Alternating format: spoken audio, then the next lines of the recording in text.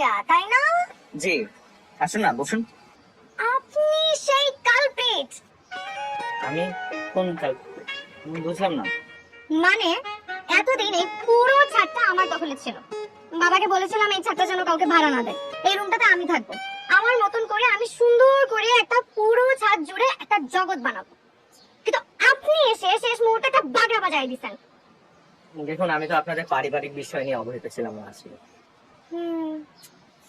আসলে আপনাকে দোষ দিয়েও তো লাভ নেই, কিন্তু এই পুরো ছাদে তো দখল আপনাকে দেয়া যাবে না। হ্যাঁ, দরকার। আমি যখন ছাদে আসবো আপনাকে যেন আমি না দেখে এই ছাদে হাঁটাহাঁটি করতে। আর এই যে গাছগুলো দেখছেন, এই সব গাছে আমি রোজ নিজের হাতে পানি দেই, নিজের হাতে যত্ন করি। একটা গাছও যদি নষ্ট হয়েছে তাহলে কিন্তু আপনার খবর আছে। না না, আমি কেন আপনার গাছ নষ্ট করতে যাবো? করতে পারেন, কোথায় নষ্ট করতে পারেন।